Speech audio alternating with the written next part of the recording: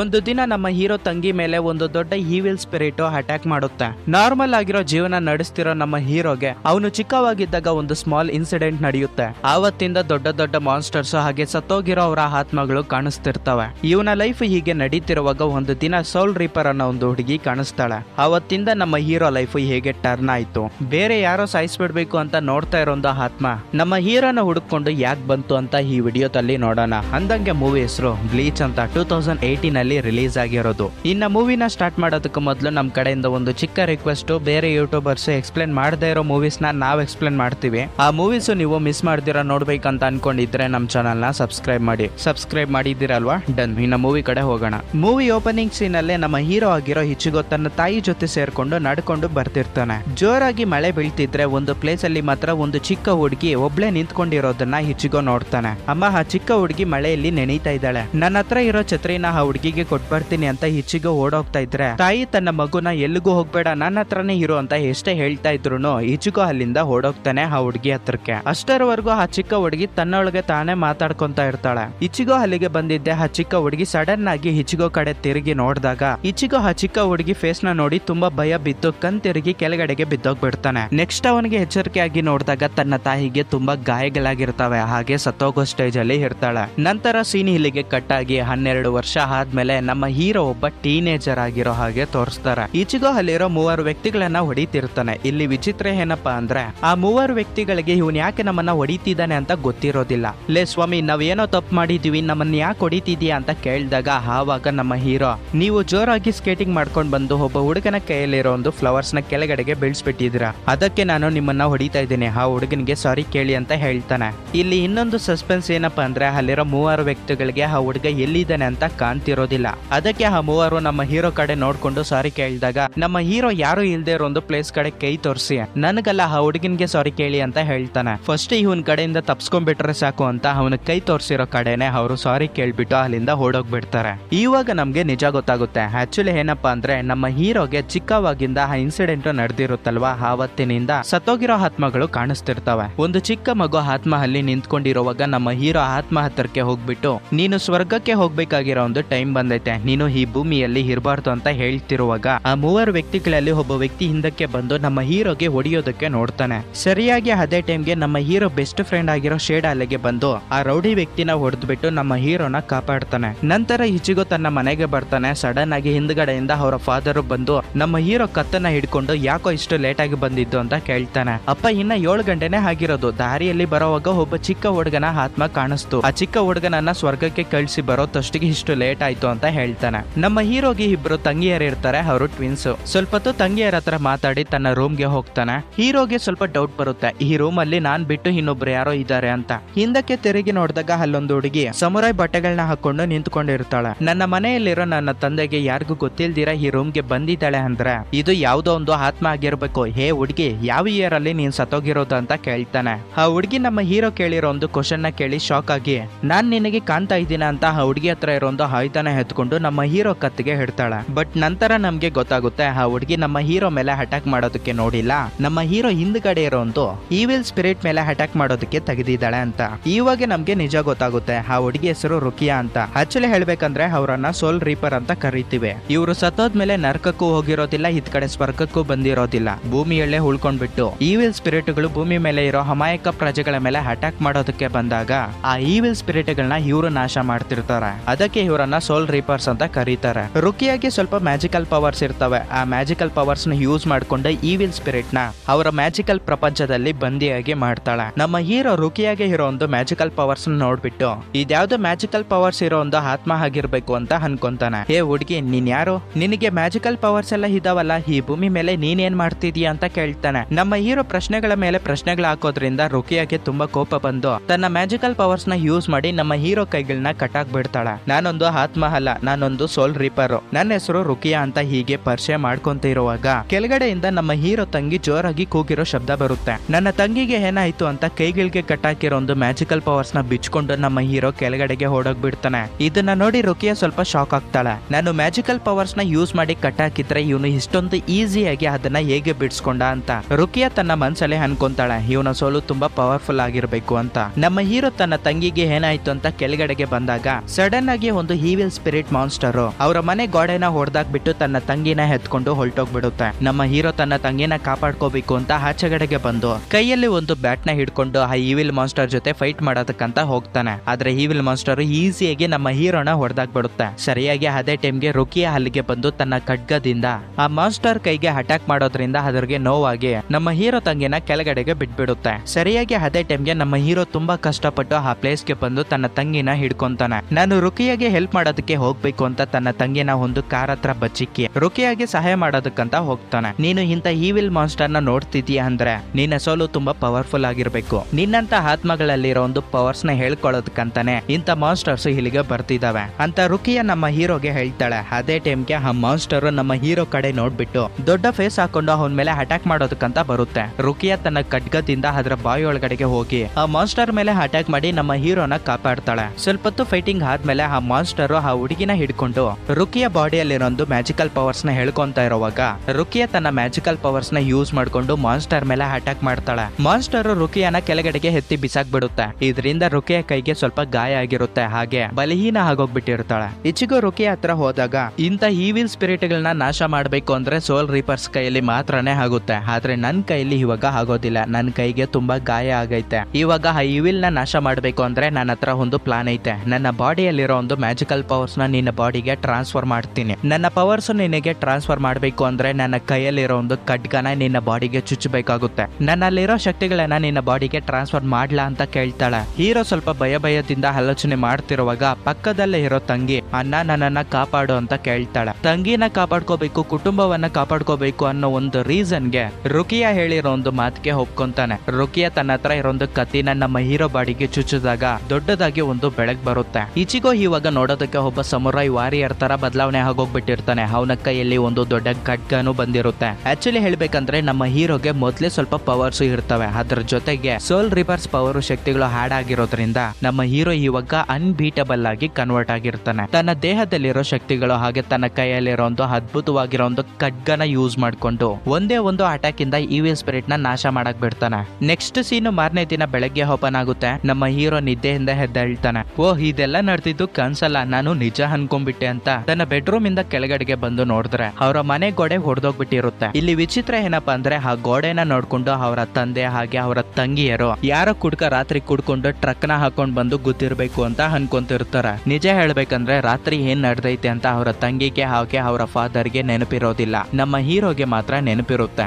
ಇನ್ನೊಂದು ಕಡೆ ಲಿಲ್ಲಿ ಅನ್ನೋ ಒಂದು ಹುಡುಗಿನ ತೋರಿಸ್ತಾರೆ. ಇಚಿಗೋ ಇನ್ನ ಸ್ಕೂಲ್ಗೆ ಬರ್ಲಿಲ್ವಲ್ಲ ಅಂತ ವೈಟ್ ಮಾಡ್ತಿರ್ತಾಳೆ. ಯಾಕಂದ್ರೆ ಲಿಲ್ಲಿ ಹಾಗೆ ಇಚಿಗೋ ಇಬ್ರು ಸ್ಕೂಲ್ ಮೇಟ್ಸ್. ಹಾಗೆ ಲಿಲ್ಲಿ ಇಚಿಗೋನ ಪ್ರೀತಿ ಮಾಡ್ತಿರ್ತಾಳೆ. ಇವ್ನ್ಯಾಕೆ ಇನ್ನ ಸ್ಕೂಲ್ಗೆ ಬರ್ಲಿಲ್ಲ ಅಂತ ವೈಟ್ ಮಾಡ್ತಿರೋ ಒಂದು ಟೈಮ್ ಅಲ್ಲೇ ಒಬ್ಬ ಹುಡುಗ ಸ್ಪೀಡ್ ಆಗಿ ಓಡ್ಕೊಂಡ್ ಬಂದು ರಾತ್ರಿ ಇಚಿಗೋ ಅವರ ಮನೆ ಮೇಲೆ ಒಂದು ಟ್ರಕ್ ಹೋಗಿ ಗುದ್ದೈತಂತೆ. ಆ ಆಕ್ಸಿಡೆಂಟ್ ಅಲ್ಲಿ ಇಚಿಗೋ ಸತ್ತೋಗ್ಬಿಟ್ಟಿದ್ದಾನೆ ಅಂತ ತುಂಬಾ ಬಾಧೆ ಪಡ್ತಿರೋವಾಗ ಸರಿಯಾಗಿ ಅದೇ ಟೈಮ್ಗೆ ನಮ್ಮ ಹೀರೋ ಅಲ್ಲಿಗೆ ಬಂದು ನಾನಿನ್ನ ಸತ್ತೋಗಿಲ್ಲ, ನಾನಿನ್ನ ಬದುಕಿದ್ದೀನಿ, ನಿಮ್ಮ ಗಾಸಿಪ್ಸ್ ನ ಇಲ್ಲಿಗೆ ಸ್ಟಾಪ್ ಮಾಡಿ ಅಂತ ಹೇಳ್ತಾನೆ. ರಾತ್ರಿ ನಮ್ಮ ಮನೇನ ಗುದ್ದಿದ್ದು ಒಂದು ಟ್ರಕ್ ಅಲ್ಲ, ಒಂದು ಮಾನ್ಸ್ಟರ್ ನಮ್ಮ ಮನೆ ಮೇಲೆ ಅಟ್ಯಾಕ್ ಮಾಡಿತ್ತು ಅಂತ ಹೇಳ್ತಾನೆ. ಅಲ್ಲಿರೋ ಸ್ಟೂಡೆಂಟ್ಸ್ ಎಲ್ಲ ಇವ್ನು ಹೇಳೋ ಒಂದು ಮಾತನ್ನ ಕೇಳ್ಬಿಟ್ಟು ರಾತ್ರಿ ಆಗಿರೋ ಒಂದು ಟ್ರಕ್ ಆಕ್ಸಿಡೆಂಟ್ ಅಲ್ಲಿ ಇವನ್ಗೆ ಚಿಪ್ಪು ಹೆಗರೋಗ್ಬಿಟ್ಟಂಗೈತೆ, ಅದಕ್ಕೆ ಇವನು ಈ ತರ ಮಾತಾಡ್ತಿದ್ದಾನೆ ಅಂತ ಅನ್ಕೊಂತಾರೆ. ಅದೇ ಟೈಮ್ಗೆ ಆ ಕ್ಲಾಸ್ ಒಳಗಡೆಗೆ ಒಂದು ಹೊಸ ಹುಡುಗಿ ಬರ್ತಾಳೆ. ಅದು ಬೇರೆ ಯಾರು ಅಲ್ಲ, ರುಕಿಯಾನೆ. ಇಲ್ಲಿ ತುಂಬಾ ಜನ ವಿದ್ಯಾರ್ಥಿಗಳಿದ್ದಾರೆ, ನಿನ್ನ ಹತ್ರ ಪರ್ಸನಲ್ ಆಗಿ ಮಾತಾಡ್ಬೇಕು ಅಂತ ರುಕಿಯಾ ನಮ್ಮ ಹೀರೋನ ಕರ್ಕೊಂಡು ಬಿಲ್ಡಿಂಗ್ ಮೇಲೆಗೆ ಹೋಗ್ತಾಳೆ. ಈಚಿಗೂ ರುಕಿಯಾನ ನೋಡ್ಬಿಟ್ಟು ನೀನ್ ಯಾಕೆ ಈ ಸ್ಕೂಲ್ಗೆ ಬರೋದಕ್ಕೋದೆ, ಇಲ್ಲಿಗೆ ಯಾಕೆ ಬಂದೆ ಅಂತ ಕೇಳಿದಾಗ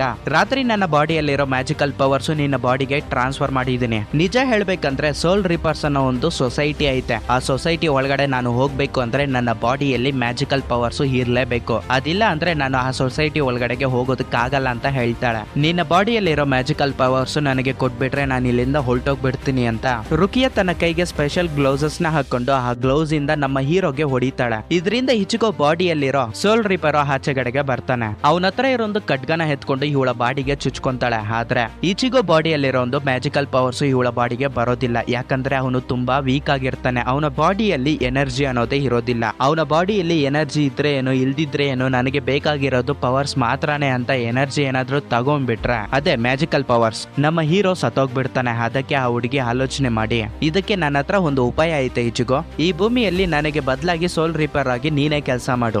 ಯಾವ್ದಾದ್ರು ಹೆವಿಲ್ ಸ್ಪಿರಿಟ್ ಅಮಾಯಕ ಪ್ರಜೆಗಳ ಮೇಲೆ ಅಟ್ಯಾಕ್ ಮಾಡೋದಕ್ಕೆ ಬಂದಾಗ ನೀನು ಆ ಮಾನ್ಸ್ಟರ್ ಜೊತೆ ಫೈಟಿಂಗ್ ಮಾಡಿ ಅದನ್ನ ಸರ್ವನಾಶ ಮಾಡಿದಾಗ ಅದರಲ್ಲಿರೋ ಎನರ್ಜಿ ನಿನ್ನ ಬಾಡಿಗೆ ಬರ್ತವೆ. ಆ ಎವಿಲ್ ಸ್ಪಿರಿಟ್ ಗಳ ಜೊತೆ ಹೇಗೆ ಫೈಟಿಂಗ್ ಮಾಡಬೇಕು ಅಂತ ನಾನ್ ನಿನಗೆ ಟ್ರೈನಿಂಗ್ ಕೊಡ್ತೀನಿ. ಆವಾಗ ನೀನು ಈಸಿಯಾಗಿ ಎವಿಲ್ ಸ್ಪಿರಿಟ್ ಗಳ ಜೊತೆ ಹೋರಾಟನೂ ಮಾಡಬಹುದು. ನಿನ್ನ ಬಾಡಿಗೆ ಬೇಕಾಗಿರೋ ಎನರ್ಜಿ ಆ ಎವಿಲ್ ಸ್ಪಿರಿಟ್ ಗಳಿಂದ ಬಂದಾಗ ನಿನ್ನ ಬಾಡಿಯಲ್ಲಿರೋ ಮ್ಯಾಜಿಕಲ್ ಪವರ್ಸ್ ನಾನು ತಗೋಬಹುದು ಅಂತ ಹೇಳ್ತಾಳೆ. ಅದಕ್ಕೆ ಚಾನ್ಸೇ ಇಲ್ಲ, ನಾನು ಆ ಮಾನ್ಸ್ಟರ್ ಗಳ ಜೊತೆ ಹೋರಾಟ ಮಾಡೋದಕ್ಕೆ ಸಿದ್ಧ ಇಲ್ಲ. ರಾತ್ರಿ ಏನಪ್ಪಾ ಅಂದ್ರೆ ನನ್ನ ಕುಟುಂಬವನ್ನ ಕಾಪಾಡ್ಕೋಬೇಕು, ನನ್ನ ತಂಗಿನ ಕಾಪಾಡ್ಕೋಬೇಕು ಅನ್ನೋ ಒಂದೇ ರೀಸನ್ಗೆ ನಾನು ಸೋಲ್ ರೀಪರ್ ಆಗಿ ಕನ್ವರ್ಟ್ ಆಗೋದಕ್ಕೆ ಒಪ್ಕೊಂಡೆ. ಆದ್ರೆ ನಾನು ಇವಾಗ ಅಮಾಯಕ ಪ್ರಜೆಗಳನ್ನ ಕಾಪಾಡೋದಕ್ಕೆ ಸೋಲ್ ರೀಪರ್ ಆಗಿ ಕನ್ವರ್ಟ್ ಆಗೋದಕ್ಕೆ ರೆಡಿ ಇಲ್ಲ ಅಂತ ಹೇಳ್ತಾನೆ. ಓ ಹೌದಾ, ನೀನೇನಾದ್ರೂ ನಾನು ಹೇಳಿರೋ ಕೆಲಸ ಏನಾದ್ರೂ ಮಾಡ್ಲಿಲ್ಲ ಅಂದ್ರೆ ನಿನ್ನ ಬಾಡಿಗೆ ಟ್ರಾನ್ಸ್ಫರ್ ಮಾಡಿರೋ ಮ್ಯಾಜಿಕಲ್ ಪವರ್ಸ್ಗೆ ನಿನ್ನ ಬಾಡಿ ತಡ್ಕೊಳ್ಳೋದಕ್ಕಾಗಲ್ಲ. ಸ್ವಲ್ಪ ದಿನದಲ್ಲೇ ನೀನೇ ಸತ್ತೋಗ್ಬಿಡ್ತೀಯ. ನೀನೇನಾದ್ರೂ ಬದುಕಬೇಕು, ಈ ಭೂಮಿಯಲ್ಲಿ ಜೀವನ ಮಾಡ್ಬೇಕು ಅಂತ ಅನ್ಕೊಂಡಿದ್ರೆ ನಾನ್ ನಿನಗೆ ಟ್ರೈನಿಂಗ್ ಕೊಡ್ತೀನಿ ಈವಿಲ್ ಸ್ಪಿರಿಟ್ ನ ನಾಶ ಮಾಡೋದಕ್ಕೆ. ನೀನ್ ಏನ್ ಡಿಸಿಷನ್ ತಗೊಂತೀಯ ನಿನಗೆ ಬಿಟ್ಟಿದ್ದು ಅಂತ ಅಲ್ಲಿಂದ ಹೊರಟೋಗ್ಬಿಡ್ತಾಳ.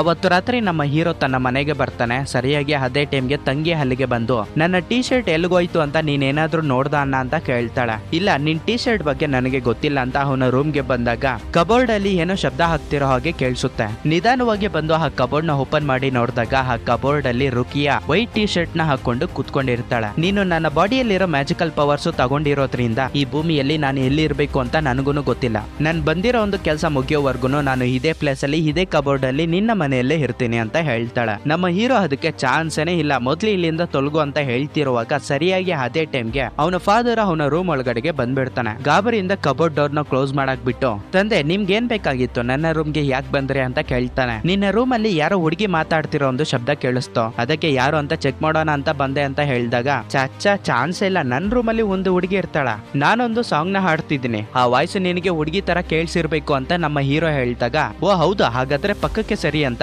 ಕಬೋರ್ಡ್ ನ ಓಪನ್ ಮಾಡಿ ನೋಡ್ತಾನೆ ಅವನ ತಂದೆ. ಆದ್ರೆ ಆ ಕಬೋರ್ಡ್ ಅಲ್ಲಿ ಯಾವುದೇ ಹುಡುಗಿನೂ ಇರೋದಿಲ್ಲ. ನಮ್ಮ ಹೀರೋ ಆವಾಗ ಪ್ರಶಾಂತವಾಗಿ ನೋಡ್ದ. ನಾನು ಆವಾಗ್ಲೇನೆ ಹೇಳ್ದೆ ಯಾವುದೇ ಹುಡುಗಿ ನನ್ ಕಬೋರ್ಡ್ ಅಲ್ಲಿ ನನ್ ರೂಮ್ ಅಲ್ಲಿ ಇಲ್ಲ ಅಂತ, ನೀನೇ ನನ್ ಮಾತು ಕೇಳಲಿಲ್ಲ ಅಂತ ಹೇಳ್ತಾನೆ. ಅದಕ್ಕೆ ತಂದೆ ಎತ್ಕೊಂಡು ಈ ರೂಮ್ ಅಲ್ಲಿ ಹುಡುಗಿ ಇಲ್ದೇ ಇರೋದೇ ಕರೆಕ್ಟ್, ಬೈ ಮಿಸ್ ಆಗಿ ಈ ಮನೆಗೆ ಏನಾದ್ರೂ ಹುಡುಗಿನ ಕರ್ಕೊಂಡ್ ಬಂದಿದ್ರೆ ನಿನ್ ಕೈ ಕಾಲ್ ಮುರ್ದಾಕ್ ಬಿಡ್ತಿದ್ದೆ ಅಂತ ಹೇಳಿ ಅಲ್ಲಿಂದ ಹೋಗ್ತಾನೆ. ಈಚಿಗೋ ಅವತ್ತು ರಾತ್ರಿ ಅವನ ಬೆಡ್ ಮೇಲೆ ಮಲಗ್ತಾನೆ. ರುಕಿಯಾ ಬೆಳಗ್ಗೆ 4 ಗಂಟೆಗೆ ಅವನನ್ನ ಹೆಬ್ಬೆಳ್ಸ್ಬಿಟ್ಟು ನಿನಗೆ ಟ್ರೈನಿಂಗ್ ಕೊಡ್ಬೇಕು ಅಂತ ಟ್ರೈನಿಂಗ್ ಗೆ ಕರ್ಕೊಂಡು ಹೋಗ್ತಾಳೆ. ಪಾಪ ಈಚಿಗೋ ಆ ಟ್ರೈನಿಂಗ್ ಅಲ್ಲಿ ಅವನು ಟ್ರೈನಿಂಗ್ ತಗೊಳ್ಳೋದಕ್ಕಿಂತ ಆ ಟ್ರೈನಿಂಗ್ ಅಲ್ಲಿ ಏಟುಗಳು ತಿಂದಿದ್ದೇ ಹೆಚ್ಚು. ಅದೂ ಅಲ್ಲದೆ ಅವನಿಗೆ ಆ ಟ್ರೈನಿಂಗ್ ಮೇಲೆ ಇಂಟ್ರೆಸ್ಟ್ ಇರೋದಿಲ್ಲ. ಅದಕ್ಕೆ ಮಧ್ಯದಲ್ಲೇ ಬಿಟ್ಟು ಕಾಲೇಜ್ಗೆ ಬಂದ್ರೆ ಇಲ್ಲಿ ಇನ್ನೊಂದು ಸಮಸ್ಯೆ ಉಟ್ಕೊಂಡಿರುತ್ತೆ. ರುಕಿಯಾ ಈ ಸ್ಕೂಲ್ಗೆ ಬಂದಾಗಿನಿಂದ ನಮ್ಮ ಹೀರೋ ರುಕಿಯಾ ಜೊತೆನೆ ತುಂಬಾ ಟೈಮ್ ನ ಸ್ಪೆಂಡ್ ಮಾಡ್ತಿರ್ತಾನೆ. ಇದರಿಂದ ಆ ಸ್ಕೂಲ್ ಅಲ್ಲಿರೋ ಪ್ರತಿಯೊಬ್ಬ ಸ್ಟೂಡೆಂಟ್ನು ಇವರಿಬ್ರು ಪ್ರೀತಿ ಮಾಡ್ಕೊಂತ ಇದಾರೆ ಅಂತ ಅನ್ಕೊಂತಾರೆ. ನಮ್ಮ ಹೀರೋನ ಪ್ರೀತಿ ಮಾಡ್ತಾ ಇರೋ ಲಿಲ್ಲಿ ತುಂಬಾ ಅಪ್ಸೆಟ್ ಆಗ್ತಾಳೆ. ಸರಿಯಾಗಿ ಅದೇ ಟೈಮ್ಗೆ ರುಕಿಯಾ ಅಲ್ಲಿಗೆ ಬಂದು ಜೋರಾಗಿ ಮಾತಾಡ್ತಾಳೆ. ನಮ್ಮಿಬ್ಬರ ಮಧ್ಯೆ ಪ್ರೀತಿ ಏನೂ ಇಲ್ಲ, ನಾವಿಬ್ರು ಫ್ರೆಂಡ್ಸ್ ಅಷ್ಟೇ ಅಂತೇಳಿ ನಮ್ಮ ಹೀರೋ ಹತ್ರಕ್ಕೆ ಬಂದು ಹೀರೋ ಹೊಟ್ಟೆಗೆ ಒಂದೇಟ್ ಹಾಕಿ ಮತ್ತೆ ಅವನನ್ನ ಟ್ರೈನಿಂಗ್ ಕೊಡೋದಕ್ಕೆ ಕರ್ಕೊಂಡು ಹೋಗ್ತಾಳೆ. ರುಕಿಯಾ ನಮ್ಮ ಹೀರೋನ ಹೀಗೆ ಕರ್ಕೊಂಡು ಹೋಗ್ತಾ ಇರೋದನ್ನ ಆ ಕ್ಲಾಸ್ ಅಲ್ಲಿರೋ ಮಾರ್ಕ್ ಅನ್ನೋ ಒಬ್ಬ ಸ್ಟೂಡೆಂಟ್ ಗಮನಿಸ್ತಿರ್ತಾನೆ. ಇನ್ನೊಂದು ಕಡೆ ಲಿಟ್ರಲಿ ಇವರಿಬ್ರು ಫೈಟಿಂಗ್ ಮಾಡ್ತಿರುವಾಗ ಅಂದ್ರೆ ಟ್ರೈನಿಂಗ್ ಕೊಡ್ತಿರುವಾಗ ನಮ್ಮ ಹೀರೋ ಆ ಹುಡುಗಿಗೆ ಒಂದು ಏಟುನು ಕೂಡ ಹಾಕೋದಿಲ್ಲ. ಈ ಟ್ರೈನಿಂಗ್ ಫುಲ್ ಇಚಿಗೋ ಏಟುಗಳು ತಿಂದಿದ್ದೇ ಆಗೋಯ್ತು. ರುಕಿಯಾ ಟ್ರೈನಿಂಗ್ ಎಲ್ಲ ಕೊಟ್ಮೇಲೆ ಒಂದು ಆಂಟಿಕ್ ಪೀಸ್ ಶಾಪ್ ಹತ್ರಕ್ಕೆ ಹೋಗ್ತಾಳೆ. ಈ ಹುಡುಗಿ ಈ ಶಾಪ್ಗೆ ಬರೋದಕ್ಕೆ ಒಂದು ರೀಸನ್ ಇರುತ್ತೆ. ಈ ಶಾಪ್ ಅಲ್ಲಿ ಒಬ್ಬ ವ್ಯಕ್ತಿ ಇರ್ತಾನೆ. ಆ ವ್ಯಕ್ತಿ ಮೊದ್ಲು ಒಬ್ಬ ಸೋಲ್ ರೀಪರ್ ಆಗಿರ್ತಾನೆ. ಸೋಲ್ ರೀಪರ್ ಸೊಸೈಟಿಯಲ್ಲಿ ಸ್ವಲ್ಪ ದಿನ ಕೆಲಸ ಮಾಡಿ ಇವಾಗ ಯಾವುದು ಬೇಡ ಅಂತ ಭೂಮಿಯಲ್ಲಿ ಒಬ್ಬ ನಾರ್ಮಲ್ ಮನುಷ್ಯನಾಗಿ ಒಂದು ಪೀಸ್ಫುಲ್ ಆಗಿರೋ ಒಂದು ಜೀವನನ ಈ ಶಾಪ್ ನ ಹಿಡ್ಕೊಂಡು ನಡೆಸ್ತಿರ್ತಾನೆ. ರುಕಿಯಾ ಹತ್ರ ಒಂದು ಡಿವೈಸ್ ಇರುತ್ತೆ. ಆ ಡಿವೈಸ್ ಇಂದ ಈವಿಲ್ ಸ್ಪಿರಿಟ್ ತನ್ನ ಹತ್ರಕ್ಕೆ ಬರ್ತಿರುವಾಗ ಈ ಡಿವೈಸ್ ಇಂದ ಗೊತ್ತಾಗುತ್ತೆ ಅದಕ್ಕೆ ಬ್ಯಾಟ್ರಿ ಆಗೋಗ್ಬಿಟ್ಟಿರೋದ್ರಿಂದ ಈ ಆಂಟಿಕ್ ಪೀಸ್ ಶಾಪ್ ಹತ್ರಕ್ಕೆ ಬಂದು ಅದಕ್ಕೆ ಬ್ಯಾಟ್ರಿ ತಗೊಂತಾಳೆ ಆ ವ್ಯಕ್ತಿ ಹತ್ರ. ಆ ಶಾಪ್ ಕೀಪರ್ ಒಂದು ಮಾತು ಹೇಳ್ತಾನೆ, ನಿನ್ನ ಬಾಡಿಯಲ್ಲಿರೋ ಮ್ಯಾಜಿಕಲ್ ಪವರ್ಸ್ ಒಬ್ಬ ಮಾನವ ವ್ಯಕ್ತಿಗೆ ಕೊಡಬಾರ್ದಾಗಿತ್ತು. ನೀನು ಈ ಕೆಲಸ ಮಾಡಿ ಸೋಲ್ ರೀಪರ್ ಸೊಸೈಟಿಯಲ್ಲಿ ರೂಲ್ಸ್ ಅಂಡ್ ರೆಗ್ಯುಲೇಷನ್ಸ್ ನ ಮೀರ್ಬಿಟ್ಟಿದೀಯಾ. ಈ ವಿಷಯ ಏನಾದ್ರೂ ಸೋಲ್ ರೀಪರ್ ಸೊಸೈಟಿ ಅವ್ರಿಗೆ ಗೊತ್ತಾದ್ರೆ ಇಚಿಗೋ ಹಾಗೆ ನಿನ್ನನ್ನ ಸಾಯಿಸ್ಬಿಡ್ತಾರೆ. ಅದಕ್ಕೆ ಆದಷ್ಟು ಬೇಗ ಅವನ ಬಾಡಿಯಲ್ಲಿರೋ ಮ್ಯಾಜಿಕಲ್ ಪವರ್ಸ್ ನ ನಿನ್ನ ಬಾಡಿಗೆ ಟ್ರಾನ್ಸ್ಫರ್ ಮಾಡ್ಕೊ ಅಂತ ಹೇಳ್ತಾನೆ. ಇವಾಗ ನಮ್ಗೆ ಸೋಲ್ ರೀಪರ್ ಸೊಸೈಟಿಯಲ್ಲಿ ಇಬ್ಬರು ವ್ಯಕ್ತಿಗಳನ್ನ ತೋರಿಸ್ತಾರೆ. ರುಕಿಯಾ ತನ್ನ ಬಾಡಿಯಲ್ಲಿರೋ ಒಂದು ಮ್ಯಾಜಿಕಲ್ ಪವರ್ಸ್ ನ ಒಬ್ಬ ಮಾನವನಿಗೆ ಕೊಟ್ಟಿರೋದು ಇವರಿಬ್ಬರಿಗೆ ಗೊತ್ತಿರುತ್ತೆ. ಬಾಸ್ ರಜನಿ ಅನ್ನೋ ಒಬ್ಬ ವ್ಯಕ್ತಿಗೆ ಹೇಳ್ತಾನೆ, ರುಕಿಯಾ ಈ ಸೊಸೈಟಿಗೆ ಸಂಬಂಧಪಟ್ಟಿರೋ ರೂಲ್ಸ್ ಅಂಡ್ ರೆಗ್ಯುಲೇಷನ್ಸ್ ನ ಮೀರ್ಬಿಟ್ಟಿದ್ದಾಳೆ. ಆ ಹುಡುಗಿನ ಹಿಡ್ಕೋಬೇಕು ಅಂತ ಮೇಲಾಧಿಕಾರಿಗಳಿಂದ ಆಜ್ಞೆ ಬಂದೈತೆ. ನೀನು ಬೇಗ ಹೋಗಿ ಆ ಹುಡುಗಿ ಭೂಮಿಯಲ್ಲಿ ಎಲ್ಲಿದ್ರೂ ಕೂಡ ಹಿಡ್ಕೊಂಡ್ ಬಾ ಅಂತ ಭೂಮಿಗೆ ಕಳಿಸ್ತಾನೆ. ಇವಾಗ ಸೀನು ಭೂಮಿಯಲ್ಲಿ ಓಪನ್ ಆಗುತ್ತೆ. ನಮ್ಮ ಹೀರೋ ಒಂದು ರೈಲ್ವೆ ಸ್ಟೇಷನ್ ಅಲ್ಲಿ ನಡ್ಕೊಂಡು ಹೋಗ್ತಾ ಇರುವಾಗ ರಜನಿ ಅಲ್ಲಿಗೆ ಬಂದ್ಬಿಟ್ಟು ರುಕಿಯಾ ಎಲ್ಲಿದ್ದಾಳೆ ಅಂತ ಕೇಳ್ತಾನೆ. ಈಚಿಗೋ ರಜನಿ ಹಾಕೊಂಡಿರೋ ಒಂದು ವೇಷಧಾರಣೆಯನ್ನ ನೋಡ್ಬಿಟ್ಟು ಇವನು ಒಂದು ಸೋಲ್ ರೀಪರ್ ಆಗಿರ್ಬೇಕು ಅಂತ ಭಯ ಬಿದ್ದು ರುಕಿಯಾನ ಹಂಗಂದ್ರೆ ಯಾರು ಅಂತ ಕೇಳ್ತಾನೆ. ನನ್ನ ಹತ್ರನೇ ಸುಳ್ಳು ಮಾತಾಡ್ತೀಯ ಅಂತ ನಮ್ಮ ಹೀರೋ ಮೇಲೆ ಅಟ್ಯಾಕ್ ಮಾಡೋದಕ್ಕೆ ಬಂದಾಗ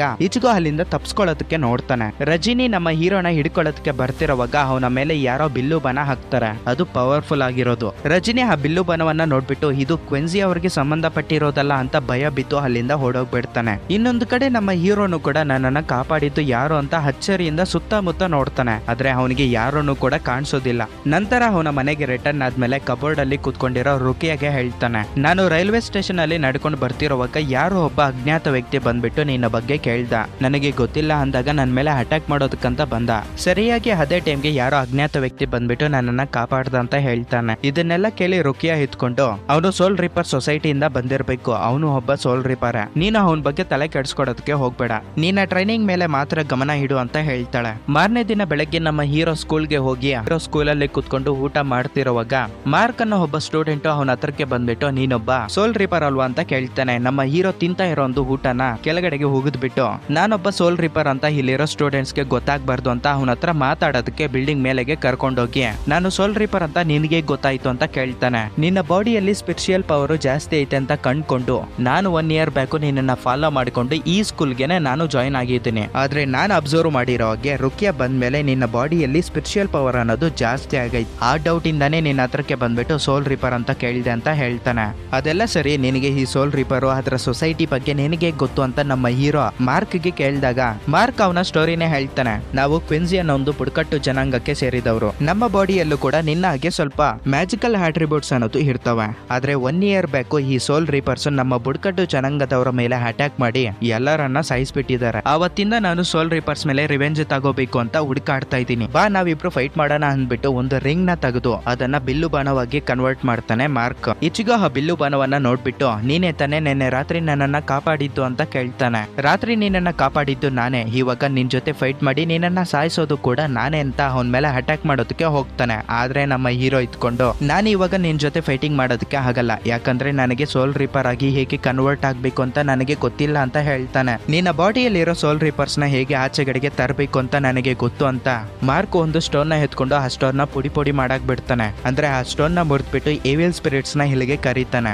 ಒಂದು ಎವಿಲ್ ಸ್ಪಿರಿಟ್ ಭೂಮಿಗೆ ಬಂದೈತೆ ಅಂತ ರುಕಿಯಾ ಹತ್ರ ಇರೋ ಒಂದು ಡಿವೈಸ್ ಗೆ ನೋಟಿಫಿಕೇಶನ್ ಹೋಗೋದ್ರಿಂದ ರುಕಿಯಾ ನಮ್ಮ ಹೀರೋ ಹತ್ರ ಬಂದ್ಬಿಟ್ಟು ತನ್ನ ಕೈಗೆ ಒಂದು ಗ್ಲೌಸ್ ಹಾಕೊಂಡು ನಮ್ಮ ಹೀರೋ ಬಾಡಿಯಲ್ಲಿರೋ ಒಂದು ಸೋಲ್ ರಿಪರ್ ನ ಆಚೆಗಡೆಗೆ ತೆಗಿತಾಳೆ. ಇದನ್ನೆಲ್ಲ ಮಾರ್ಕ್ ಒಂದತ್ರ ಬಚ್ಚಿಕೊಂಡು ನೋಡ್ತಾ ಇರ್ತಾನೆ. ಹೀರೋ ಹಾಗೆ ರುಕಿಯಾ ಇಬ್ರು ಇವಿಲ್ ಸ್ಪಿರಿಟ್ ನ ಹುಡ್ಕೊಂಡು ಹೋದಾಗ ಒಂದು ಸ್ಪೈಡರ್ ಮಾನ್ಸ್ಟರ್ ಒಬ್ಬ ಹುಡುಗನ ಮೇಲೆ ಅಟ್ಯಾಕ್ ಮಾಡೋದಕ್ಕೆ ಹೋಗ್ತಾ ಇರುತ್ತೆ. ಅದನ್ನ ನೋಡಿ ಈಚಿಗೋ ಆ ಹುಡುಗನನ್ನ ಹೇಗಾದ್ರೂ ಸರಿ ಕಾಪಾಡಬೇಕು, ಸ್ಪೈಡರ್ ಮಾನ್ಸ್ಟರ್ ನ ನಾಶ ಮಾಡಬೇಕು ಅಂತ ಆ ಸ್ಪೈಡರ್ ಮಾನ್ಸ್ಟರ್ ಜೊತೆ ಫೈಟಿಂಗ್ ಮಾಡೋದಕ್ಕಂತ ಹೋಗ್ತಾನೆ. ಆದ್ರೆ ಆ ಸ್ಪೈಡರ್ ಮಾನ್ಸ್ಟರ್ ತನ್ನ ಕಾಲುಗಳಿಂದ ಈಚಿಗೋನ ಕನ್ಫ್ಯೂಸ್ ಮಾಡಿ ಅವನನ್ನ ಚುಚ್ಚಿ ಸಾಯಿಸ್ಬಿಡ್ಬೇಕು. ಸರಿಯಾಗಿ ಅದೇ ಟೈಮ್ಗೆ ರೆಜಿನಿ ಅಲ್ಲಿಗೆ ಬಂದು ಅವನೊಬ್ಬ ಸೋಲ್ ರಿಪರ್ ಅಲ್ವಾ, ಒಂದೇ ಹೇಟಿಗೆ ಆ ಸ್ಪೈಡರ್ ಮಾನ್ಸ್ಟರ್ ನ ಸಾಯಿಸ್ಬಿಡ್ತಾನೆ. ನಂತರ ರೆಜಿನಿ ಈಚಿಗೋ ಮೇಲೆ ಅಟ್ಯಾಕ್ ಮಾಡೋದಕ್ಕಂತ ಬರ್ತಾನೆ. ಇವರಿಬ್ಬರ ಮಧ್ಯೆ ಒಂದು ಫೈಟಿಂಗ್ ಅನ್ನೋದು ನಡೆಯುತ್ತೆ. ರೆಜಿನಿಗೆ ತುಂಬಾ ಎಕ್ಸ್ಪೀರಿಯನ್ಸ್ ಇರುತ್ತೆ ಇಂತ ಫೈಟ್ ಗಳಲ್ಲಿ, ನಮ್ಮ ಹೀರೋಗೆ ಏನು ಇರೋದಿಲ್ಲ. ಅದಕ್ಕೆ ರೆಜಿನಿ ಈ ಫೈಟ್ ಅಲ್ಲಿ ಈಚಿಗೋನ ತುಂಬಾ ಈಸಿಯಾಗಿ ಸೋಲ್ಸ್ಬಿಡ್ತಾನೆ. ಲಾಸ್ಟ್ ಗೆ ಅವನ ತಲೆನ ಕಟ್ ಮಾಡಿ ಸಾಯಿಸ್ಬಿಡ್ಬೇಕು. ಅದೇ ಟೈಮ್ಗೆ ರುಕಿಯಾ ಅಲ್ಲಿಗೆ ಬಂದು ಬೇಡ್ಕೊಂತಾಳೆ ಇವನನ್ನ ಸಾಯಿಸ್ಬೇಡ ಅಂತ. ರುಕಿಯಾ ನೀನೊಂದು ಸೋಲ್ ರಿಪರ್ ಅಂತ ಮರ್ತೋಗ್ಬಿಟ್ಟಿದ್ಯಾ, ಈ ಭೂಮಿಗೆ ಬಂದಿದ್ದು ನೀನು ಬೇರೆ ಒಂದು ಕೆಲ್ಸಕ್ಕೆ, ಆದ್ರೆ ಈ ಮಾನವನಿಗೆ ನಿನ್ನ ಬಾಡಿಯಲ್ಲಿರೋ ಒಂದು ಮ್ಯಾಜಿಕಲ್ ಪವರ್ಸ್ ನ ಕೊಟ್ಬಿಟ್ಟು ನೀನು ತುಂಬಾ ಬದಲಾಗೋಗ್ಬಿಟ್ಟಿದ್ಯಾ ಅಂತ ಅಂತಿರುವಾಗ ಸರಿಯಾಗಿ ಅದೇ ಟೈಮ್ಗೆ ಇವರ ಬಾಸ್ ಅಲ್ಲಿಗೆ ಬರ್ತಾನೆ. ರುಕಿಯಾ ಇವರ ಬಾಸ್ ನ ನೋಡ್ಬಿಟ್ಟು ತುಂಬಾ ಮರ್ಯಾದೆಯಿಂದ ಕಾಲ್ ಕೆಳಗಡೆಗೆ ಇಟ್ಟು ಕೂತ್ಕೊಂಡು ಬ್ರದರ್ ಅಂತ ಕರೀತಾಳೆ. ಬಾಸ್ ರುಕಿಯಾನ ನೋಡಿ ಇನ್ನೇನ್ ಲೇಟ್ ಮಾಡ್ತಾ ಇದೀಯಾ, ಅವನ ಬಾಡಿಯಲ್ಲಿರೋ ಒಂದು ಮ್ಯಾಜಿಕಲ್ ಪವರ್ಸ್ ನ ನೀನು ನಿನ್ನ ಬಾಡಿಗೆ ಟ್ರಾನ್ಸ್ಫರ್ ಮಾಡ್ಕೊಂಡು ಆದಷ್ಟು ಬೇಗ ಈ ಭೂಮಿನ ಬಿಟ್ಟು ಹೊರಡು ಅಂತ ಹೇಳ್ತಾನೆ. ಆದ್ರೆ ಬಾಸ್ ಇಚಿಗೋ ಬಾಡಿಯಲ್ಲಿ ಎನರ್ಜಿ ಅನ್ನೋದು ತುಂಬಾ ಕಡಿಮೆ ಐತೆ. ಇವಾಗ ಅವನ ಬಾಡಿಯಲ್ಲಿರೋ ಒಂದು ಮ್ಯಾಜಿಕಲ್ ಪವರ್ಸ್ ನ ನಾನೇನಾದ್ರೂ ತಗೊಂಡ್ಬಿಟ್ರೆ ಅವನು ಸತ್ತೋಗ್ಬಿಡ್ತಾನೆ ಅಂತ ರುಕಿಯಾ ಹೇಳಿದಾಗ ಅವನು ಸತ್ತೋಗ್ಬಿಟ್ರೆ ನನಗೇನು, ಬದುಕಿದ್ರೆ ನನಗೇನು, ಇವಾಗ ನಿನ್ನ ಮುಂದೆ 2 ಆಪ್ಷನ್ಸ್ ಮಾತ್ರನೇ ಇದಾವೆ. ಫಸ್ಟ್ ಒನ್, ಅವನ ಬಾಡಿಯಲ್ಲಿರೋ ಪವರ್ಸ್ ನಿನ್ನ ಬಾಡಿಗೆ ಟ್ರಾನ್ಸ್ಫರ್ ಮಾಡ್ಕೊಂಡು ಸೋಲ್ ರಿಪರ್ ಸೊಸೈಟಿಗೆ ಬರ್ತೀಯೋ, ಇಲ್ಲ soul reaper society rules and regulations ನ ಮೀರಿದ್ದಕ್ಕೆ ಅಲ್ಲಿಗೆ ಬಂದು ಶಿಕ್ಷೆನ ಅನುಭವಿಸ್ತೀಯೋ, ನಿನ್ನಿಷ್ಟ ಅಂತ ಬಾಸ್ ಹೇಳ್ತಾನೆ. ರುಕಿಯಾ ಅವನನ್ನ ಕನ್ವಿನ್ಸ್ ಮಾಡೋದಕ್ಕೆ ಟ್ರೈ ಮಾಡ್ತಾಳೆ. ಈ ಭೂಮಿಗೆ ಯಾವ್ದಾದ್ರು ಹೆವಿಲ್ ಸ್ಪಿರಿಟ್ ಬಂದಾಗ ಸೋಲ್ ರಿಪರ್ ಆಗಿ ಈಚೆಗೂ ಏನಾದ್ರೂ ಅದನ್ನ ಸಾಯಿಸ್ಬಿಟ್ರೆ ಅವನ ಬಾಡಿಯಲ್ಲಿ ಎನರ್ಜಿ ಬೆಳೆಯುತ್ತೆ. ಆವಾಗ ನಾನು ಅವನು ಸತ್ತೋಗ್ದಿರಾನೆ ಅವನ ಬಾಡಿಯಲ್ಲಿರೋ ಒಂದು ಪವರ್ಸ್ ನ ನನಗೆ ಟ್ರಾನ್ಸ್ಫರ್ ಮಾಡ್ಕೋಬಹುದು, ನನಗೆ ಸ್ವಲ್ಪ ಟೈಮ್ ಬೇಕು ಅಂತ ರುಕಿಯಾ ಕೇಳ್ತಾಳೆ. ನೆಕ್ಸ್ಟ್ ಬರೋ ಹುಣ್ಣಿಮೆವರೆಗೂ ನಿನಗೆ ಟೈಮ್ ಕೊಡ್ತೀನಿ, ಅಷ್ಟರಲ್ಲಿ ಅವನ ಬಾಡಿಯಲ್ಲಿರೋ ಒಂದು ಪವರ್ಸ್ ನ ನೀನು ತಗೊಂಡು ನಮ್ಮ ಸೊಸೈಟಿಗೆ ಬರ್ಬೇಕು, ಇಲ್ಲ ಅಂದ್ರೆ ನಾನೇ ಭೂಮಿಗೆ ಬಂದು ಅವನನ್ನ ಸಾಯಿಸ್ಬಿಡ್ತೀನಿ ಅಂತ ಹೇಳಿ ಬಾಸನು ಹಾಗೆ ರಜನಿ ಇಬ್ರು ಅಲ್ಲಿಂದ ಹೊರಟೋಗ್ಬಿಡ್ತಾರೆ. ಇದನ್ನೆಲ್ಲ ಮಾರ್ಕ್ ಒಂದು ಪ್ಲೇಸ್ ಅಲ್ಲಿ ಬಚ್ಚಿಕೊಂಡು ನೋಡಿರ್ತಾನೆ. ನಂತರ ರುಕಿಯಾ ನಮ್ಮ ಹೀರೋಗೆ ಆಗಿರೋ ಒಂದು ಗಾಯಗಳಿಗೆ ಚಿಕಿತ್ಸೆ ಕೊಡ್ತಾಳ. ಈ ಟೈಮ್ ಅಲ್ಲಿ ಈಚಿಗೋ ಚಿಕ್ಕವಾಗಿದ್ದಾಗ ತನ್ನ ತಾಯಿ ಜೊತೆ ನಡ್ಕೊಂಡು ಹೋಗ್ತಿರುವಾಗ ಒಂದು ಮಿಸ್ಟೀರಿಯಸ್ ಆಗಿರೋ ಒಂದು ಚಿಕ್ಕ ಹುಡುಗಿ ಕಾಣಿಸಿರ್ತಾಳಲ್ವಾ, ಆ ದೃಶ್ಯಗಳು ಅವನಿಗೆ ನೆನಪಾಗ್ತವೆ. ನಂತರ ಅವನಿಗೆ ಎಚ್ಚರಿಕೆ ಆಗಿ ನೋಡಿದಾಗ ಅವನ ಮನೆಯಲ್ಲಿ ಬೆಡ್ ಮೇಲೆ ಮಲ್ಕೊಂಡಿರ್ತಾನೆ. ಈಚಿಗೋ ಆಪೋಸಿಟ್ ಗೆ ಅವರ ಫಾದರ್ ಕುತ್ಕೊಂಡಿದ್ದು ಇವನು ಹೆದ್ದೇಳಿದ್ ನೋಡಿ ನಿನ್ನನ್ನ ಯಾರೋ ಒಂದು ಹುಡುಗಿ ಕರ್ಕೊಂಡು ಬಂದು ಬಿಟ್ಲು, ನಿನಗೆ ರೋಡಲ್ಲಿ ಚಿಕ್ಕ ಆಕ್ಸಿಡೆಂಟ್ ಆಗಿತ್ತಂತಲ್ವಾ, ನಿನಗೆಲ್ಲ ಸರಿ ಆದ್ಮೇಲೆ ಆ ಹುಡುಗಿನ ಒಂದ್ಸತಿ ಡಿನ್ನರ್ ಗೆ ಕರಿಬೇಕು ಅಂತ ಹೇಳ್ತಾನೆ. ಆವಾಗ ಇಚ್ಚಿಗೂ ತುಂಬಾ ಎಮೋಷನಲ್ ಫೀಲ್ ಆಗಿ ಅವತ್ತು ಅಮ್ಮ ಸತ್ತೋಗಿದ್ದು ನನ್ನಿಂದಾನೆ, ನಾನೇನಾದ್ರೂ ಅವತ್ತು ಆ ಹುಡುಗಿಗೆ ಛತ್ರಿ ಕೊಡೋದಕ್ಕೆ ಹೋಗ್ಲಿಲ್ಲ ಅಂದಿದ್ರೆ ಇವತ್ತು ಅಮ್ಮ ಬದುಕಿರೋಳು ಅಂತ ಹೇಳ್ತಾನೆ. ನೀನ್ ಆ ತರ ಫೀಲ್ ಆಗೋದಕ್ಕೆ ಹೋಗ್ಬೇಡ ಮಗ, ನಿಮ್ಮ ಅಮ್ಮಗೆ ನೀನಂದ್ರೆ ತುಂಬಾ ಇಷ್ಟ, ಅದಕ್ಕೆ ಅವತ್ತು ನಿನ್ನ ಪ್ರಾಣಕ್ಕೆ ಬದಲಾಗಿ ನಿನ್ನ ತಾಯಿ ಪ್ರಾಣವನ್ನ ಪಣಕ್ಕಿಟ್ಟು ನಿನ್ನನ್ನ ಕಾಪಾಡಿತಾಳೆ ಅಂತ ಸಮಾಧಾನ ಮಾಡ್ತಾನೆ. ಇನ್ನೊಂದು ಕಡೆ ಒಬ್ಬ ಸ್ಟೂಡೆಂಟ್ ಯಾವಾಗ್ಲೂ ಹೇಳೋ ರೀತಿನೇ ಈಚಿಗೂ ಒಂದು ಆಕ್ಸಿಡೆಂಟ್ ಅಲ್ಲಿ ಸತ್ತೋಗ್ಬಿಟ್ಟಿದ್ದಾನೆ ಅಂತ ತುಂಬಾ ಬಾಧೆ ಪಡ್ತಿರುವಾಗ ನಮ್ಮ ಹೀರೋನು ಕೂಡ ಆಸ್ ಯೂಶುವಲ್ ಆಗಿ ಅಲ್ಲಿಗೆ ಬಂದ್ಬಿಟ್ಟು ನಿನ್ನ ಗಾಸಿಫ್ ನ ಸ್ಟಾಪ್ ಮಾಡೋ, ನಾನು ಇನ್ನ ಬದುಕೆ ಇದ್ದೀನಿ, ಸತ್ತೋಗಿಲ್ಲ ಅಂತ ಹೇಳ್ತಾನೆ. ನಮ್ಮ ಹೀರೋ ಅಲ್ಲಿಗೆ ಬಂದಿರೋದನ್ನ ನೋಡಿ ಅಲ್ಲಿರೋ ಸ್ಟೂಡೆಂಟ್ಸ್ ಎಲ್ಲರೂ ನಗ್ತಾರೆ. ಆದ್ರೆ ರುಕಿಯಾ ಮಾತ್ರ ಇದ್ಯಾವುದಕ್ಕೂ ರೆಸ್ಪಾಂಡ್ ಆಗ್ದಿರಾ ಒಂದತ್ರ ಒಬ್ಬಂಟಿಯಾಗಿ ಕುತ್ಕೊಂಡಿರ್ತಾಳೆ. ಲಾಸ್ಟ್ ಗೆ ರುಕಿಯಾ ಎಷ್ಟು ದಿನಗಳಿಂದ ಭಯ ಪಡ್ತಾ ಇರೋ ಒಂದು ಹುಣ್ಣಿಮೆ ಬಂದ್ಬಿಡುತ್ತೆ. ಅವತ್ತು ರಾತ್ರಿ ಹಿಚ್ಚಿಗೋ ಬೆಡ್ ಮೇಲೆ ಮಲ್ಕೊಂಡು ಕಬೋರ್ಡ್ ಅಲ್ಲಿ ಇರೋ ರುಕಿಯಾ ಹತ್ರ ಮಾತಾಡ್ತಾನೆ. ನೀನು ಅವತ್ತು ಮಾಸ್ಟರ್ ಇಂದ ನನ್ನನ್ನ ಕಾಪಾಡೋದಕ್ಕೆ ನಿನ್ನ ದೇಹದಲ್ಲಿರೋ ಶಕ್ತಿಗಳು ನನಗೆ ಕೊಡದೇ ಇದ್ದಿದ್ರೆ ಇಷ್ಟೆಲ್ಲ ತೊಂದರೆಗಳು ನಿನಗೆ ಉಂಟಾಗ್ತಿರ್ಲಿಲ್ಲ ಅಂತ ಮಾತಾಡ್ತಾ, ನೀನೇನು ಭಯ ಪಡೋದಕ್ಕೆ ಹೋಗ್ಬೇಡ, ಅಕಸ್ಮಾತ್ ಆಗಿ ನೀನು ಶಿಕ್ಷೆನ ಅನುಭವಿಸೋ ಒಂದು ಸಿಚುವೇಶನ್ ಏನಾದ್ರೂ ಬಂದ್ರೆ ನಾವಿಬ್ರು ಸೇರಿ ಒಟ್ಟಾಗಿ ಸತ್ತೋಗ್ಬಿಡೋಣ ಅಂತ ನಮ್ಮ ಹೀರೋ ಹೇಳ್ತಾನೆ. ನಮ್ಮ ಹೀರೋ ಇಷ್ಟೆಲ್ಲ ಮಾತಾಡ್ತಾ ಇದ್ರು ಕೂಡ ರುಕಿಯಾ ಕಡೆಯಿಂದ ಒಂದು ಚೂರುನು ಕೂಡ ರಿಪ್ಲೈ ಬರೋದಿಲ್ಲ. ಈಚೆಗೋಗಿ ಸ್ವಲ್ಪ ಡೌಟ್ ಬಂದು ಕಬೋರ್ಡ್ ಓಪನ್ ಮಾಡಿ ನೋಡ್ತಾನೆ, ಆದ್ರೆ ರುಕಿಯಾ ಅಲ್ಲಿ ಇರೋದಿಲ್ಲ. ಮನೆಯಿಂದ ಆಚೆ ಬಂದು ಅಕ್ಕಪಕ್ಕ ಬೀದಿಗಳೆಲ್ಲ ಹುಡುಕ್ತಾನೆ ರುಕಿಯಾಗೋಸ್ಕರ, ಆದ್ರೆ ಇವನ್ಗೆ ಕಾಣಿಸೋದಿಲ್ಲ. ಹುಣ್ಣಿಮೆ ಹತ್ತಿರಕ್ಕೆ ಬಂತಲ್ವಾ, ಅವರ ಬಾಸ್ ಇಂದ ನನ್ನನ್ನ ಕಾಪಾಡಬೇಕು ಅನ್ನೋ ಒಂದು ಇಂಟೆನ್ಷನ್ ಇಂದ ರುಕಿಯಾ ಏನಾದ್ರೂ ಶಿಕ್ಷಣ ಅನುಭವಿಸೋದಕ್ಕೆ ಸೋಲ್ ರಿಪರ್ ಸೊಸೈಟಿಗೆ ಹೋಗವಳೇನ, ರುಕಿಯಾನ ಹೇಗಾದ್ರೂ ಸರಿ ಕಾಪಾಡ್ಕೋಬೇಕು ಅಂತ ಮಾರ್ಕ್ ಹತ್ರ ಮಾತಾಡೋದಕ್ಕೆ ಹೋಗ್ತಾನೆ. ನಿನಗೆ ಸೋಲ್ ರಿಪರ್ ಸೊಸೈಟಿ ಎಲ್ಲೈತೆ ಅಂತ ನಿನಗೆ ಗೊತ್ತಲ್ವಾ, ಅದು ಎಲ್ಲೈತೆ ಹೇಳು ಅಂದಾಗ ನನಗೆ ಆ ಸೋಲ್ ರಿಪರ್ ಸೊಸೈಟಿ ಎಲ್ಲೈತೆ ಅಂತ ಗೊತ್ತಿಲ್ಲ, ಬಟ್ ಆ ಸೋಲ್ ರಿಪರ್ ಸೊಸೈಟಿ ಎಲ್ಲೈತಿ ಅಂತ ಗೊತ್ತಿರೋ ಒಬ್ಬ ವ್ಯಕ್ತಿ ನನಗೆ ಗೊತ್ತು ಅಂತ ಹೇಳ್ಬಿಟ್ಟು ರುಕಿಯಾ ಒಂದು ಆಂಟಿಕ್ ಪೀಸ್ ಶಾಪ್ ಕೀಪರ್ ಹತ್ರಕ್ಕೆ ಹೋಗಿರ್ತಾಳಲ್ವಾ, ಅವನ ಬಗ್ಗೆ ಹೇಳ್ತಾನೆ. ಅದು ತಿಳ್ಕೊಂಡಿದ್ದು ನೆಕ್ಸ್ಟ್ ಸೆಕೆಂಡ್ ಗೆ ನಮ್ಮ ಹೀರೋ ಅವನನ್ನ ಮೀಟ್ ಆಗೋದಕ್ಕಂತ ಹೋಗ್ತಾನೆ. ಆ ಶಾಪ್ ಓನರು ನಮ್ಮ ಹೀರೋ ಬಂದಿರೋ ಒಂದು ಕಾರಣವನ್ನ ತಿಳ್ಕೊಂಡು ಮ್ಯಾಕ್ಸಿಮಮ್ ಟು ಮ್ಯಾಕ್ಸಿಮಮ್ ಆ ಹುಡುಗಿಗೆ ಗೊತ್ತು, ಅಲ್ಲಿ ಹೋದ್ರೆ ಆ ಹುಡುಗಿನ ಸಾಯಿಸ್ಬಿಡ್ತಾರೆ ಅಂತ. ನನಗ್ ಗೊತ್ತಿರೋ ಹಾಗೆ ಆ ಹುಡುಗಿ ಸೋಲ್ ರಿಪರ್ ಸೊಸೈಟಿಗೆ ಹೋಗಿರೋದಿಲ್ಲ, ಅವರ ಅಣ್ಣ ಹತ್ರ ಸಹಾಯ ಕೇಳೋದಕ್ಕೆ ಹೋಗಿರ್ತಾಳೆ. ಆ ಸೋಲ್ ರಿಪರ್ ಸೊಸೈಟಿಗೆ ಹೋಗೋ ಒಂದು ಪೋರ್ಟಲ್ ಇಲ್ಲಿಂದ ಹತ್ತಿರದಲ್ಲೇ ಓಪನ್ ಆಗೈತೆ ಅಂತ ಹೇಳ್ತಾನೆ. ನಮ್ಮ ಹೀರೋ ಆ ಪ್ಲೇಸ್ ಹತ್ರಕ್ಕೆ ಹೊಡೋಗ್ತಾನೆ. ಇವಾಗ ಸೀನು ರುಕಿಯಾ ಹತ್ರ ಓಪನ್ ಆಗುತ್ತೆ. ಆ ಶಾಪ್ ಓನರ್ ಹೇಳಿದ್ದು ಕರೆಕ್ಟೇ, ರುಕಿಯಾ ಅವರ ಅಣ್ಣ ಹತ್ರ ಸಹಾಯ ಕೇಳೋದಕ್ಕೆ ಬಂದಿರ್ತಾಳೆ. ಇವಾಗ ನಮ್ಗೆ ಇನ್ನೊಂದು ವಿಷಯ ಗೊತ್ತಾಗುತ್ತೆ, ರುಕಿಯಾ ಈ ಭೂಮಿಗೆ ಬರೋದಕ್ಕೆ ಒಂದು ಮೈನ್ ರೀಸನ್ ಏನಪ್ಪಾ ಅಂದ್ರೆ, ಈ ಭೂಮಿಯಲ್ಲಿ ಗ್ರ್ಯಾಂಡ್ ಫಿಶರ್ ಅನ್ನೋ ಒಂದು ಮಿಸ್ಟೀರಿಯಸ್ ಆಗಿರೋ ಒಂದು ಮಾಸ್ಟರ್ ಭೂಮಿಯಲ್ಲಿ ಓಡಾಡ್ತಾ ಇರುತ್ತೆ. ಆ ಗ್ರ್ಯಾಂಡ್ ಫಿಶರ್ ಅನ್ನೋ ಒಂದು ಮಾಸ್ಟರ್ ನ ನಾಶ ಮಾಡಬೇಕು ಅಂತ ರುಕಿಯಾ ಈ ಭೂಮಿಗೆ ಬಂದಿರ್ತಾಳೆ. ನಾನು ಮೊದ್ಲೇ ಮೆನ್ಷನ್ ಮಾಡಿರೋ ಹಾಗೆ ಆ ಮಾನ್ಸ್ಟರ್ಸ್ ಯಾರ ಸೋಲು ತುಂಬಾ ಪವರ್ಫುಲ್ ಆಗಿದೆಯೋ, ಈವಿಲ್ ಸ್ಪಿರಿಟ್ ಆ ಮನುಷ್ಯರನ್ನ ಹಿಡ್ಕೊಂಡು ಅವರ ಪವರ್ಫುಲ್ ಆಗಿರೋ ಒಂದು ಸೋಲ್ ನ ಹೇಳ್ಕೊಂಡು ಈವಿಲ್ ಸ್ಪಿರಿಟ್ ಇನ್ನಷ್ಟು ಬಲಿಷ್ಠವಾಗಿ ತಯಾರಾಗ್ತಾ ಇರ್ತವೆ. ನಮ್ಮ ಹೀರೋ ಸೋಲು ತುಂಬಾ ಪವರ್ಫುಲ್ ಆಗೈತೆ ಅಂತ ತಿಳ್ಕೊಂಡು ರುಕಿಯಾ ಇವನ ಮನೆಗೆ ಬಂದಿರ್ತಾಳೆ, ಯಾಕಂದ್ರೆ ಮಾಸ್ಟರ್ ಇವನ ಹುಡ್ಕೊಂಡು ಬರುತ್ತೇನೋ ಅಂತ.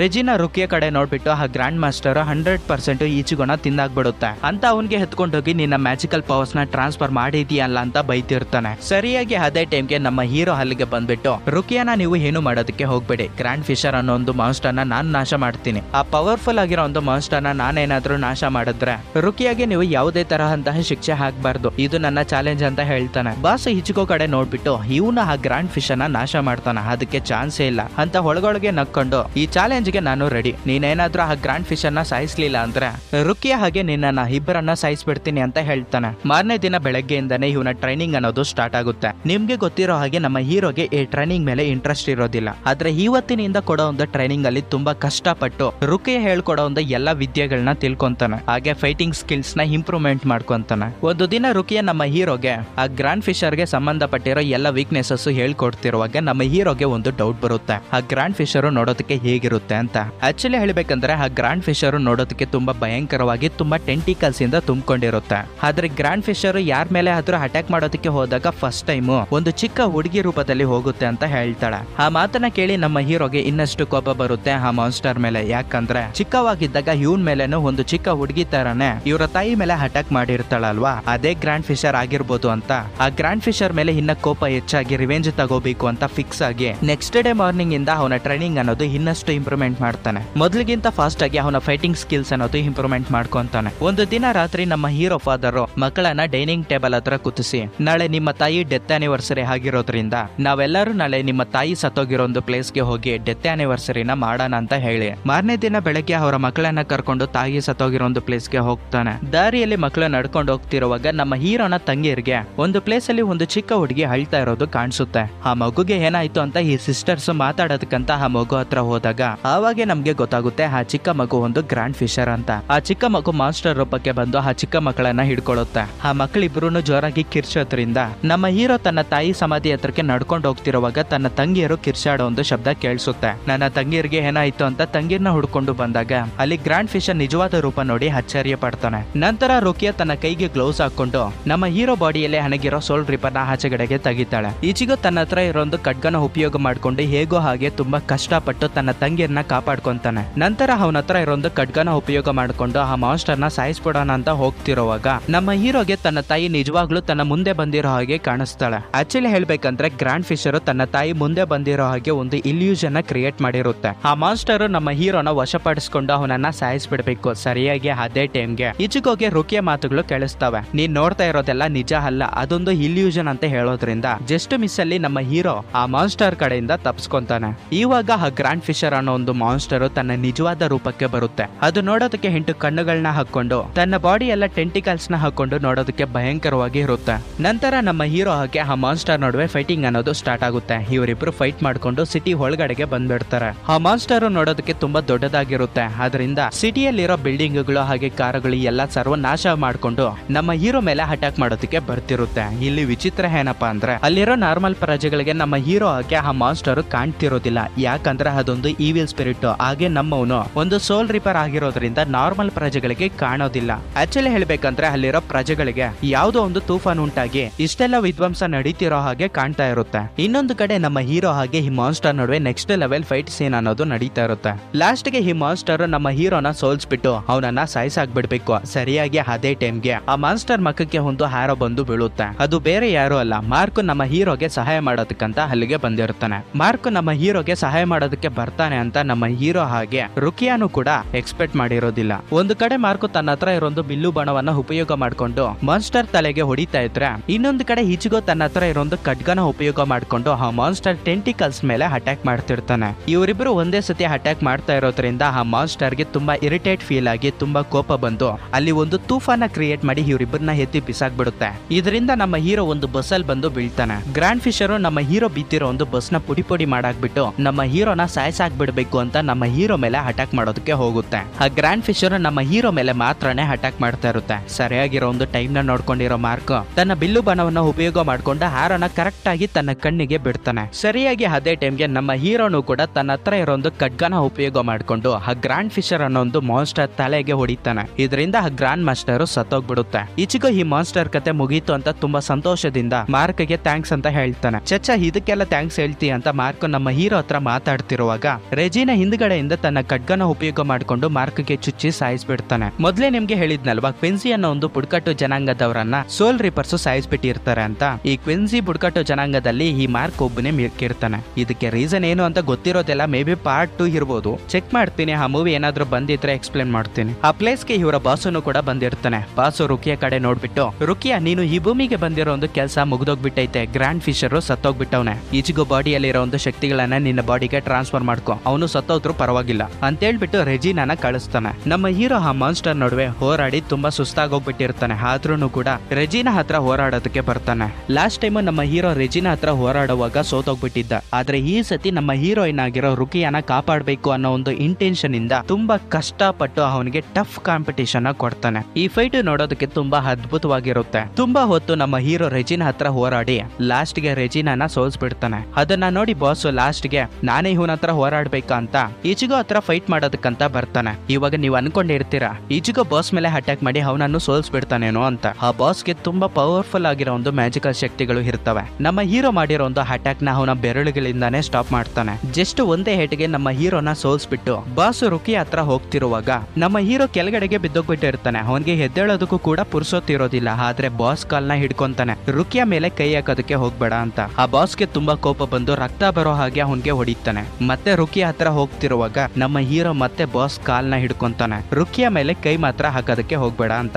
ಆ ಬಾಸ್ಗೆ ಇನ್ನಷ್ಟು ಕೋಪ ಬಂದು ಅವನ ಹತ್ರ ಇರೋ ಒಂದು ಖಡ್ಗನ ತೆಗೆದು ನಮ್ಮ ಹೀರೋ ತಲೆಗೆ ಹಾಕಿ ಸಾಯಿಸ್ಬಿಡ್ಬೇಕು. ಸಡನ್ ಆಗಿ ರುಕಿಯ ನಮ್ಮ ಹೀರೋನ ಒದ್ಬಿಟ್ಟು, ನೀನು ನಮ್ಮ ಅಣ್ಣ ಮೇಲೇನೆ ಕೈ ಎತ್ತೋದಕ್ಕೆ ಹೋಗ್ತೀಯಾ, ನಿನಗೆ ಎಷ್ಟು ಧೈರ್ಯ ಇರಬೇಕು ಅಂತ ಅವನ ಎದೆ ಮೇಲೆ ಕಾಲ್ ಹಾಕಿ ನಮ್ಮ ಹೀರೋನ ಬೆದರಿಸ್ತಾಳೆ. ಹೀರೋಯಿನ್ಗೆ ಗೊತ್ತಿರುತ್ತೆ ಈ ಫೈಟ್ ಏನಾದ್ರೂ ಹೀಗೆ ಮುಂದುವರೆದ್ರೆ ಈಚೆಗೋ ಸತ್ತೋಗ್ಬಿಡ್ತಾನೆ ಅಂತ. ಅದಕ್ಕೆ ನಮ್ಮ ಹೀರೋನ ಖಡ್ಗನ ಎತ್ಕೊಂಡು ಆ ಹುಡುಗಿ ಬಾಡಿಗೆ ಚುಚ್ಕೊಂಡು ಅವನ ಬಾಡಿಯಲ್ಲಿರೋ ಒಂದು ಪವರ್ಸ್ ನ ಟ್ರಾನ್ಸ್ಫರ್ ಮಾಡ್ಕೊಂತಾಳೆ. ರುಕಿಯ ಪವರ್ಸ್ ತನ್ನ ಬಾಡಿಗೆ ಬರ್ತವೆ. ನಮ್ಮ ಹೀರೋ ಬಾಡಿಯಲ್ಲಿರೋ ಒಂದು ಪವರ್ಸ್ ನ ಟ್ರಾನ್ಸ್ಫರ್ ಮಾಡ್ಕೊಂಡಿರೋದ್ರಿಂದ ನಮ್ಮ ಹೀರೋ ಮೂರ್ಛೆ ಹೊರಟೋಗ್ಬಿಟ್ಟಿರ್ತಾನೆ. ನೆಕ್ಸ್ಟ್ ಸೀನ್ ಅಲ್ಲಿ ಅವನಿಗೆ ಎಚ್ಚರಿಕೆ ಆಗಿ ನೋಡಿದಾಗ ಅವನ ಮನೆಯಲ್ಲಿ ಬೆಡ್ ಮೇಲೆ ಮಲ್ಕೊಂಡಿರ್ತಾನೆ. ಇಲ್ಲಿ ವಿಚಿತ್ರ ಏನಪ್ಪಾ ಅಂದ್ರೆ ನಮ್ಮ ಹೀರೋಗೆ ರುಕಿಯಾ ಅಂದ್ರೆ ಯಾರು, ಇಷ್ಟೆಲ್ಲ ನಡೆದಿರುತ್ತಲ್ಲ ಅವನು ಮಾನ್ಸ್ಟರ್ ಜೊತೆ ಫೈಟಿಂಗ್ ಮಾಡಿರೋದು ಇದೆಲ್ಲ ಅವನು ಮರ್ತೋಗ್ಬಿಟ್ಟಿರ್ತಾನೆ. ಅವನು ಸ್ಕೂಲ್ಗೆ ಬಂದ್ರೆ ಸ್ಕೂಲ್ ಅಲ್ಲಿ ರುಕಿಯಾ ಅನ್ನೋ ಒಂದು ಹುಡುಗಿ ಬಂದಿದ್ಲು ಅನ್ನೋ ಒಂದು ವಿಷಯವನ್ನೇ ಅಲ್ಲಿರೋ ಎಲ್ಲಾ ಸ್ಟೂಡೆಂಟ್ಸ್ ಮರ್ತೋಗ್ಬಿಟ್ಟಿರ್ತಾರೆ. ಈಚೆಗ ಲಾಸ್ಟ್ ಗೆ ಯಥಾಸ್ಥಿತಿ ಒಂದು ನಾರ್ಮಲ್ ಆಗಿರೋ ಒಂದು ಜೀವನವನ್ನ ನಡೆಸ್ತಿರುವಾಗ ಸ್ಕೂಲ್ ಅಲ್ಲಿ ಕುತ್ಕೊಂಡಿರೋ ಒಂದು ಟೈಮ್ ಅಲ್ಲಿ ಅವನು ಒಂದು ಬುಕ್ ನ ಓಪನ್ ಮಾಡ್ತಾನೆ. ಆ ಬುಕ್ ಅಲ್ಲಿ ರುಕಿಯಾ ಬರ್ತಿರೋ ಒಂದು ಹ್ಯಾಂಡ್ ರೈಟಿಂಗ್ ನ ನೋಡ್ಬಿಟ್ಟು ನಮ್ಮ ಹೀರೋಗೆ ಏನೋ ಒಂದು ನೆನಪಾಗಿರೋ ಹಾಗೆ ನಗ್ತಾನೆ. ಇಲ್ಲಿಗೆ ಈ ಮೂವಿ ಅನ್ನೋದು ಎಂಡ್ ಮಾಡ್ತಾರೆ. ಮೂವಿ ನಿಮ್ಗೆ ಇಷ್ಟ ಆಯ್ತು ಅಂತ ಅನ್ಕೊಂತ ಇದ್ದೀನಿ. ಲಾಸ್ಟ್ ವಿಡಿಯೋದಲ್ಲಿ ನಿಮ್ಗೆ ಹೇಳಿದ್ದೆ ಫೈನಲ್ ಡೆಸ್ಟಿನೇಷನ್ ಮೂವಿನ ಎಕ್ಸ್ಪ್ಲೇನ್ ಮಾಡ್ತೀನಿ ಅಂತ. ಈ ವಿಡಿಯೋ ಪ್ಲೇಸ್ ಅಲ್ಲಿ ಆ ಮೂವಿ ಬರ್ಬೇಕಾಗಿತ್ತು. ಸ್ವಲ್ಪ ಜನರು ಬೇರೆ ಯೂಟ್ಯೂಬರ್ ಎಕ್ಸ್ಪ್ಲೇನ್ ಮಾಡ್ಬಿಟ್ಟಿದ್ದಾನೆ ಆ ಮೂವಿ ಮಾಡೋದಕ್ಕೆ ಹೋಗ್ಬೇಡಿ ಬ್ರೋ ಅಂತ ಕಮೆಂಟ್ ಹಾಕಿದ್ರು. ಅದಕ್ಕೆ ಈ ಮೂವಿನ ಚೂಸ್ ಮಾಡ್ಕೊಂಡು ಎಕ್ಸ್ಪ್ಲೇನ್ ಮಾಡಿದ್ದೀನಿ. ನೆಕ್ಸ್ಟ್ ಮೂವಿ ಬಂದ್ಬಿಟ್ಟು 2024 ಅಲ್ಲಿ ರಿಲೀಸ್ ಆಗಿರೋ ಸೋನಿಕ್ ಪಾರ್ಟ್ 3 ಮಾಡ್ಬೇಕು ಅಂತ ಅನ್ಕೊಂಡಿದ್ದೀನಿ. ಯಾರ್ಯಾರಿಗೆ ಆ ಮೂವಿನ ನೋಡ್ಬೇಕಂತ ಆಸೆ ಇದೆಯೋ ಕಮೆಂಟ್ ಸೆಕ್ಷನ್ ಅಲ್ಲಿ ಸೋನಿಕ್ ಅಂತ ಕಮೆಂಟ್ ಮಾಡಿ. ಹಾಗೆ ಇನ್ನೊಂದು ವಿಷಯ, ಬೇರೆ ಯೂಟ್ಯೂಬರ್ಸ್ ಎಕ್ಸ್ಪ್ಲೇನ್ ಮಾಡದೇ ಇರೋ ಮೂವೀಸ್ ಯಾವ್ದಾದ್ರು ಇದ್ರೆ ಸ್ಟೋರಿ ಚೆನ್ನಾಗಿರೋವಾದ್ರೆ ಕಮೆಂಟ್ ಸೆಕ್ಷನ್ ಅಲ್ಲಿ ಕಮೆಂಟ್ ಮಾಡಿ. ನೆಕ್ಸ್ಟ್ ಅದೇ ಮೂವೀಸ್ ನ ಎಕ್ಸ್ಪ್ಲೇನ್ ಮಾಡೋದಕ್ಕೆ ಟ್ರೈ ಮಾಡ್ತೀನಿ. ಲಾಸ್ಟ್ ವಿಡಿಯೋದಲ್ಲಿ ಯಾರೋ ಒಬ್ಬ ಸಬ್ಸ್ಕ್ರೈಬರ್ ಡ್ರ್ಯಾಗನ್ ಕೀಪರ್ ಅಂತ ಕಮೆಂಟ್ ಮಾಡಿದ್ರು. ಆ ಮೂವಿನ ನೋಡಿದೀನಿ, ಕ್ಲಿಪ್ಸ್ ಕಟ್ ಆಗೋಗ್ಬಿಟ್ಟಿದಾವೆ. ಅದರದಲ್ಲೇ ಆ ಮೂವಿನ ಎಕ್ಸ್ಪ್ಲೇನ್ ಮಾಡಿ ಅಪ್ಲೋಡ್ ಮಾಡ್ತೀನಿ bro. Thanks for watching this video. Next ಇನ್ನೊಂದು ಇಂಟ್ರೆಸ್ಟಿಂಗ್ ವಿಡಿಯೋದಲ್ಲಿ ಮೀಟ್ ಆಗೋಣ. ಸೈನಿಂಗ್ ಆಫ್, ನಿಮ್ಮ ವರ್ಧ.